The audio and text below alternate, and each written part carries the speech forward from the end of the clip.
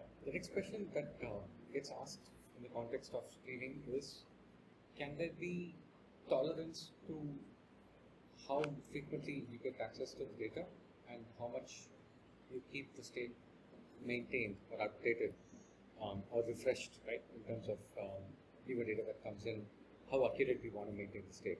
So that's a very critical question that dictates basically the performance of your streaming application, how much time you take to actually process a new batch of data, a new incoming data set.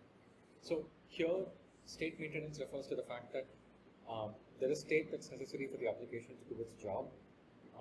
We spoke about some examples of state, right? Like in the context of IRCTC. Then, if you don't have access to that accurate state, can the application still go about doing its business? In certain cases, absolutely not, right? In certain cases, like for instance, the same IRCTC ticket booking example, if you don't have accurate inventory, meaning the latest set of accurate seats which are available for you to book, you could end up potentially having double booking, and that's disastrous, right? Because we don't want people to think that they have seats available only to come to the station on the day and figure out that somebody else is actually occupying it genuinely, and they also have a paid ticket for it. So in certain cases like that, the state refresh has to be accurate, has to be always up to the latest payments that have been successfully made and the latest tickets that have been booked. In some other cases, it's okay that the state is not maintained up to the latest levels. You can tolerate a certain level of delays or certain level of missed state updates. So the example here is, let's say you're talking about that customer interaction, right? In the e-commerce setting, you're buying a shoe and you want to have personalized interaction because the customer is just not able to make up his mind to close the transaction. In that setup, it's all right if you don't have access to all of the customer's past history, right? So the state associated with that particular transaction, that he's had a shoe in the shopping cart, the shoe is like of type Nike and it's got a certain value, etc. That is important because that's what allows you to intervene and say, do you need help and I can help you fit your shoe size. But the fact that he's a loyal customer, the fact that he's already spent 10,000 rupees over the last 6 months, it's good to have because it helps you improve your personalization, it helps you improve your conversations, but it's not a must. So you can tolerate that data not being available or that data not being refreshed up to the last minute. So that's a question that you need to ask. Now, the state also has an implication to how much time an application takes in processing data. So if you need always up-to-date state to be maintained, you're going to have to spend resources for that, as opposed to being able to tolerate every now and then some state not being updated. So that has an impact on whether you're able to process data fast, and that in turn has an impact on whether you're able to always be up to date with all the data all the time, or you're not able to catch up to some of the data sets some of the time, etc. So the third issue, the third consideration that we'll have to pay attention to is the fact that performance issues almost always manifest as resilience problems. So we didn't actually define resilience at all, sorry, so I think we should do that first. Application semantics that we're speaking about here, all of these play a role only in terms of determining the resilience of the application. Now, why resilience? Why not something else? Why not some other way of characterizing the application? So remember that the use case requires you to almost always respond in real time. And if you don't do that, right, if you don't actually respond in real time, the first instinct that you have as a business owner or as a developer is whether the application failed. Now, the application could still be very much running, right? Could be that it's slow, it's caught up with something, it's become very gated or bottlenecked on some other resource, or it's waiting for an API call from your machine learning model to succeed, and that's not happened successfully yet, etc. Could be a variety of reasons, but the moment the real-time guarantee of the response is broken, right? the first instinct that developers or business owners start to have is whether the application is running or not, or whether it's failed. That's why um, the inability to respond in real time is looked at as a resilience problem, because it feels as though the application is not running, it's failed and it's thrown an exception or whatever. But in reality, it could be running slow, it could be taking its own sweet time, like I said. So performance issues for streaming applications invariably manifest as resilience problems. And the moment it manifests as a resilience problem, then confidence is shaken, right? So that the business stops trusting that the software can be trusted to be always on. And that becomes a far more dangerous situation to be in. Now, this doesn't affect batch processing systems as much. Like, for instance, if you take an ETL, and that ETL takes 3 hours to run. If it takes suddenly 3.5 hours, that's okay. Like, nobody's actually going to sweat much. Because any which way, there isn't the expectation that you're getting an answer instantaneously. You're going to get the output of that data processing once in 3 hours. And if it's not going to happen in once in 3 hours, if it happens in once in 3.5, then the extra half an hour of waiting that happens is not significant. So therefore, most users of that output, most consumers of that output will not even notice. Now, of course, if that 3 hours becomes 3 days, then obviously it's noticeable, and then people think that, okay, yeah, maybe the batch processing application was not working, whereas behind the scenes it can be a performance problem. But that kind of a scenario is far more frequently occurring for real-time streaming problems. So performance issues have to be fixed, have to be taken very, very seriously. And because this is your stack, this entire thing is your stack, starting from hardware, through the persistent store software like message buses and so on, stream processing software, the data that goes through in terms of velocity from the source all the way to end, state, application, etc. The performance could be a problem at any point, right?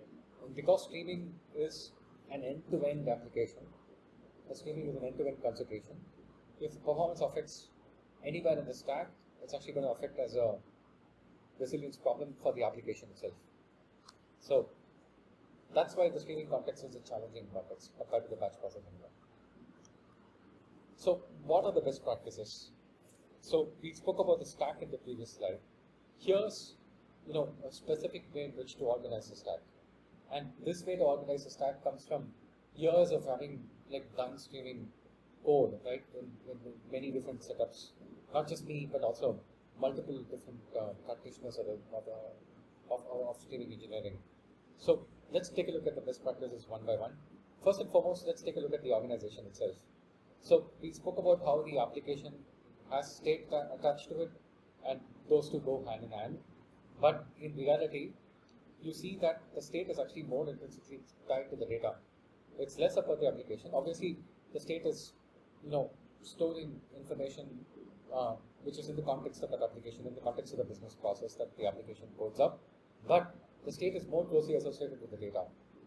Meaning, as newer and newer data comes in, as those data sets get processed by the stream processing software, it gets updated in the state, and vice versa. Which means the state at a particular point in time dictates the stream processing that happens on a particular piece of data at a particular point in time. So these three things go very closely, they're almost tightly coupled compared to the state with the application. So in that kind of a setup, it makes sense to actually think about these three things operating in a way which has very little latency, right? So the best practice here is to think about the persistent store software, like a message bus as an example, to also be responsible for not just the data but also the state. In which case, the ability for the stream processing software to operate on both these sets of information, the data and the state at any point in time, is much simpler to reason about, because then you're only dealing with how does the stream processing software interact with the persistent store software, and therefore can I optimize those interactions, can I make it much faster, can I make it much less contingent on some other data processing happening at the same point in time. So make it as seamless as possible. So there is a case to be made for tightly coupling these different systems together, but still have some amount of loose coupling so that each of them can independently scale. So that's why the stream processing software is called out separately, but it reads data from the persistent software and then maintains the state that's necessary for the application within the persistent software. The second reason why this kind of an organization makes sense is, as newer data set comes in, you might have newer processing that needs to happen, in which case you want to keep going through these loops and loops of data processing as fast as possible. You don't want to keep waiting for the first loop to finish and then trigger the second loop. Now, certain kinds of logic might not allow you to do that. Like for instance, if you're computing running balance, right? Like for instance, the payment processing for IRCTC, the successful processing of a ticket should lock up an inventory, right? Should basically say those seats are no longer available. Now, if a particular ticket processing is happening and you've got a time window of, let's say, 5 minutes to make the payment, at that particular point in time, you don't want some other parallel processing of a parallel reservation to eat up that particular inventory, eat up the same seats that you've taken up. Obviously, that's not a good thing to do. But if there's a parallel ask for a different inventory, meaning there is another person who's looking to book a ticket in a completely different train with different seats, then there is no reason why you can't process that at the same time, right? You can run both of these in parallel and you can get more throughput from your system, get lesser latency for each of those different processes to run so that the customer feels that he's got a good customer service. So that's possible only if you think about these as running independently, operating on its own sliver of data, partition of data, updating the portion of the state that it's supposed to be, reading and updating. So therefore, each of these become one unit of work. This iteration of data stream processing state becomes one unit of work, and it operates at a very, very small granularity of individual data messages, individual state updates. So that's your level of granularity, not files, not 1 hour of data, etc. If you operate at that level, then you can operate multiple such parallel jobs for each individual data updates so that you can actually have much better throughput. The state, which is maintaining the state associated with the application, like for instance the number of tickets that are available, the payments that are pending for a particular user, etc. That state is then becomes the gate that allows you to say to parallel processing of ticket bookings, do not book the same seats, right?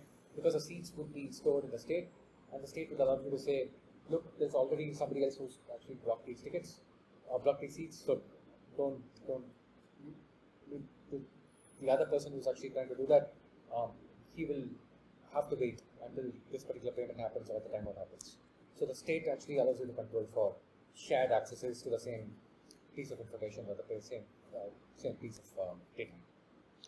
All right, so that's in terms of organization. Let's take a look at specific best practices. First and foremost, notice that in this kind of a system, anything can fail. Right? That's always been the mantra of a big data systems, right? Because these are built on commodity hardware, so anything can fail in terms of compute, network, and memory, and so on. So if something fails, can I reason about what is the current progress that's been made by the stream processing? Is it already gone through data as of last minute or last second, last 5 minutes, last 10 minutes? What is the guarantee? That guarantee is an important feature of streaming applications, because if you don't have the guarantee, then you can never reason about, do I start the streaming application all the way from 30 minutes ago, in which case I reprocess all those tickets as an example, right? Resulting in duplicate payments potentially. Or do I start only from today, or rather the latest second, but lose out to the last 5 minutes that was supposed to happen, in which case that's also bad customer experience. So to deal with this kind of a scenario, you do what's called as checkpointing. Checkpointing allows you to record a piece of output of a particular output of processing and say that, look, I'm done with this.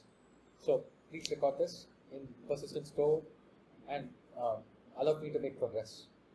Then, after the checkpoint is done, if there is a failure, then the streaming processing application can go back and look at the checkpoints, all the set of checkpoints that have happened until the point in time, look up the most recent checkpoint and say, look, okay, I'm done as of 5 seconds ago.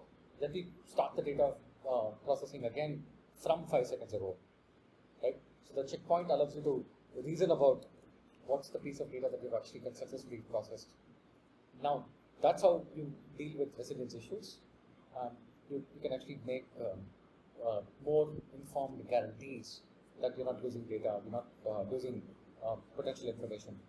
Obviously, the act of checkpointing is going to slow you down because it makes you force data to be read and written to disk.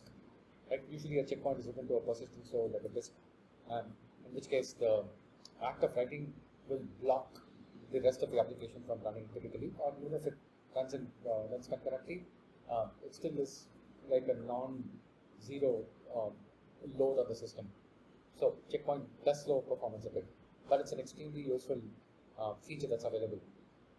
The second thing is second best practice is something what I call as hot potato principle. So imagine as though I've got multiple things to do. So again, ISATC, I need to book, I need to process the payment, I need to block the tickets even before I process the payment, receipts I mean. Once the payment is processed, I need to go register the fact that the seat blocking needs to be made permanent so that the seats are getting assigned.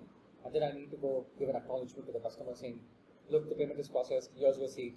And then tell the customer, look, wait for a minute before you get the formal invoice. And then I need to coordinate with the invoicing system to generate the invoice and send it out, etc. So multiple things. All those things are sequentially laid out in some shape or form based on successful operation, successful processing of the previous step. So that kind of a setup, right? What you want to do is not do all of that work in one go, right? So imagine if you were the designer for the software which did all of this. One way to design the software is to say from start to finish, it's just one file of code. And that file of code does everything, right? Starting from ticket blocking all the way through the invoice generation that I talked about. So if that's happening in one piece of software, then for every new event that comes in the streaming fashion, the event start would be somebody saying, look, I want tickets for this specific sector. So from that point on, it's the same piece of software, the same code, which runs in one continuous flow, right? And that continuous flow needs to do like 5 different things, right? Interacting with many different systems. And by the time that's done, it's only going to be potentially about a minute, maybe even more, or maybe like 2 minutes because the user takes some time to do the payments, etc. So for 2 minutes, you've got one piece of software running on all of these different, sequentially data processing outputs. And in that time, nothing else can run, right? In that time, if let's say the user takes additional 30 seconds to pay, the software the piece of the software that's running for that particular piece of data, it's still on. It's still occupying compute cycles, waiting for the user to make the payment. While that's happening, the data is still fresh in its state. It's not able to checkpoint yet because it's not finished this entire loop. So in that kind of a setup, if something were to fail, you have to start all over again. The better way to design this is to think about doing the least amount of work that's necessary and passing it on to the next piece of software. So these 5 things that I talked about, break it down into 5 different pieces of software that needs to run, each running on its own version of the data, right? Each running on its own input, each producing its own output, which is necessary as input for the next piece of software. But the moment it produces an output, it's done, right? So that piece of software, that step can move on to the next data. Like for instance, I need to block tickets or the seats, right, in an inventory management system, so that somebody else doesn't come and pay for it. So if that's the first step, then the software that takes the input here is a request for ticket blocking, and acts on recording and blocking the seats in the inventory management system, needs to be only focused on that. And the moment it's done, the moment it blocks, it writes its output to a state. It writes its output to the persistent store saying, look, I'm done, checkpoint me, and I can move on to the next ticket blocking, right, the next request. Meanwhile, the next step that needs to run, which is basically the payment processing, can listen can notice for the act of the previous step writing that the tickets are blocked or the seats are blocked successfully. The moment the seats are blocked successfully, this payment processing step gets triggered and it picks it up, right? It picks up this piece of information, then acts on top of it, right? And then it does its thing, and once the payment is processed successfully or failed, it writes its output back. And then the next step picks it up, and then the next step picks it up, etc. Right?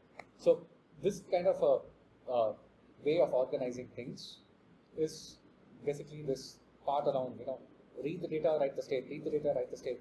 Each step is its own loop, right? That's basically what's called as the hot potato principle, meaning it's as though you're given a hot piece of potato or a hot piece of coal, right? You don't want to keep holding it until all of your different activities are done. Instead, you want to do the minimum piece of activity that you're responsible for and hand it off to the next person. Like if you've seen how, for instance, at a construction site where the bricks which are meant for the construction are laid out, right, as a big series of, as a stack of bricks, right. So when the bricks get unloaded from the truck, which is bringing it from, let's say, from a far off location,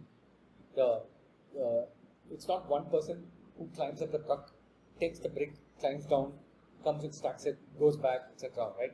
It's a very, very wasteful way of doing things, and it takes enormous amount of time. And secondly, it introduces a lot of load, a lot of overheads on that one individual, resulting in that person likely to fail, right? Because he might get overworked, etc. Instead, what you see happening is there's one person sitting on top of the truck who throws the brick. There's a person who's responsible only for receiving the brick. Then he or she hands it off to the person who stacks the brick. So 3 people, each doing something very specific. And at any point in time, if somebody is slow, then everybody else becomes slow. Like for instance, the person who's throwing the brick from the truck, if he slows up for some reason, right, if he decides to take a nap, then the other 2 are not doing any work at all. Likewise, the person throwing the brick, if he has to wait because the person who's handing it to the person who's stacking, the in-between person is not ready to receive because he's had an emergency, he has to go to the toilet or whatever, right? Or he just has to sit down and drink some tea. Then again, the rest of the pipeline stops. So, whereas in the hot potato principle, the moment you receive the brick, you just pass it on. Do your work, pass it on. You're done. So that's what the hot potato principle for data streaming means. Notice that this consideration does not apply to batch processing. In batch processing, you could do like 3-4 things together in one code, and probably that's better because for readability purposes, you know exactly what's happening. And there is still merit in decoupling, obviously, because you can scale things independently, but you're not going to be worried about taking the least amount of work and spinning up different processes for that. Because in batch processing, you might have more efficiencies by clubbing together a bunch of related pieces of code together. Alright, the next thing here is about source playback. So before we understand about source playback, let's talk about these 2 semantics here, at least once and exactly once. So when you deal with data in a streaming fashion, oftentimes you have to think about, am I giving the guarantee that I'm processing the data successfully? And if I'm giving the guarantee, am I processing all the data exactly once? Or am I processing some of this data multiple times? Why would this consideration come into play? It comes because all of the issues related to streaming manifests as a resilience issue. Meaning, it's also the software stopped working if it didn't respond in real time. If it did not do its job in the stated within the stated time, right?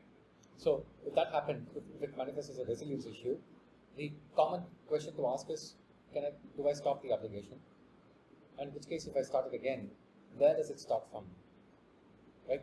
You could say that if I've checkpointed myself, I'll start from where I checkpointed last. But even though I checkpointed last, let's say 5 seconds ago, in the intervening time period, in the last 5 seconds, before my performance went down and it manifests as a resilience issue and I have to start again, right? In this 5 seconds, did I process the data successfully?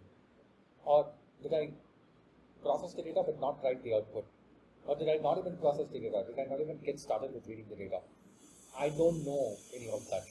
I don't know the answer to that.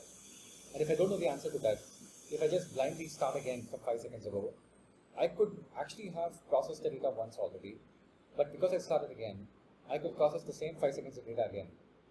In which case, I will not be able to give a guarantee that I've processed the data exactly once. I might have actually ended up processing duplicate data multiple times.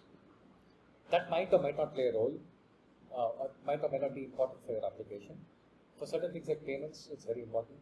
For certain things like, reaching out to the customer and saying, look, I think you're shopping, can I help? It's not that important. It's okay if you ask twice, right?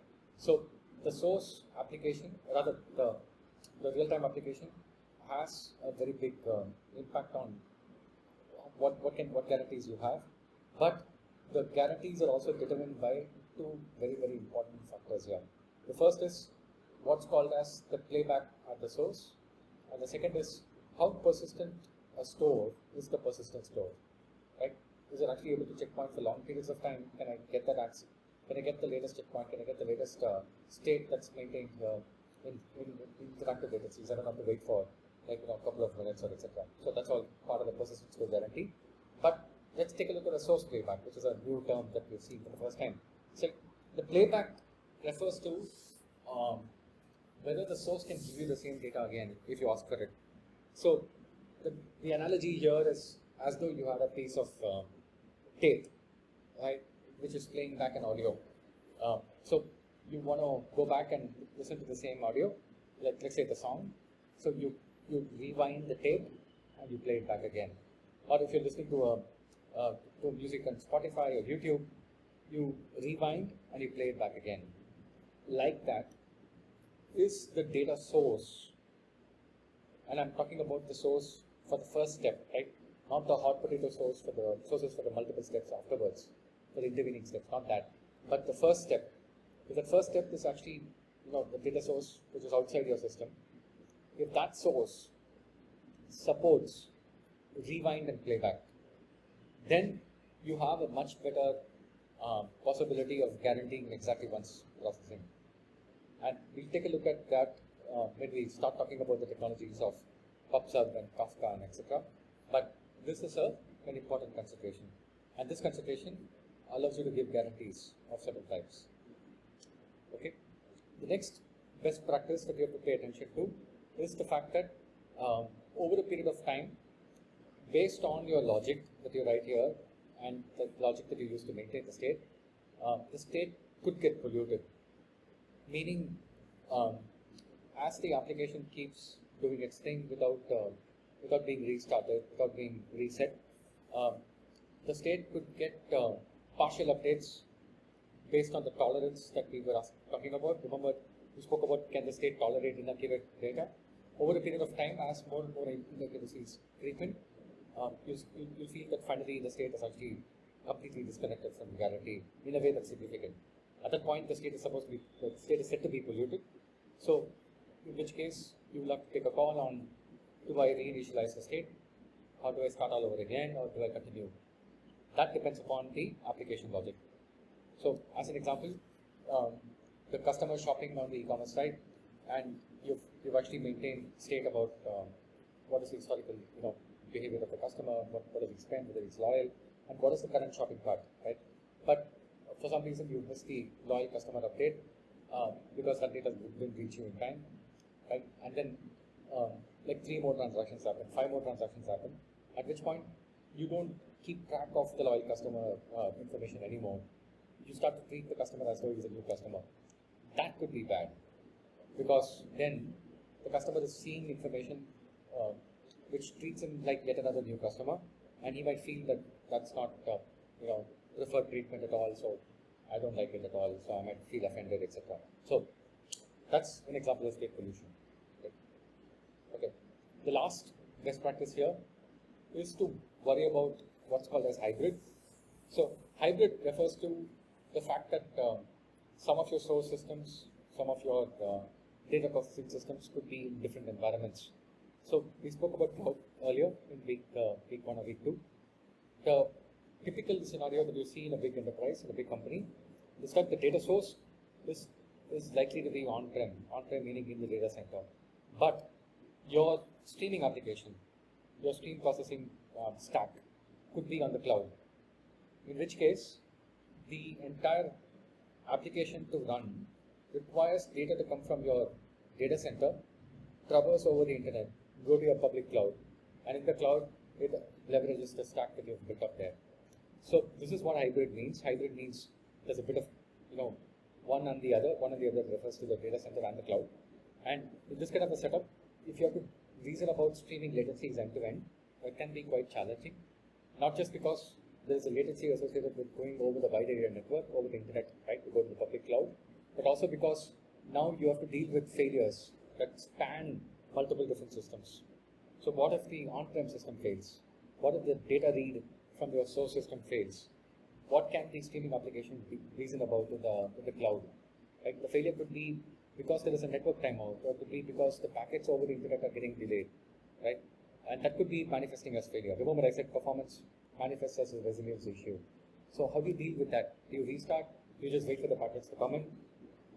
Do you conservatively assume that the network is timed out? Or do you assume that the source has failed? It's very, very hard to reason about these kinds of things. So it's a challenging setup, but it's practical as well. So it's something that you have to deal with as you design your application logic. Great. So that's in terms of the context of streaming. So from next video onwards, we'll start taking a look at specific technologies.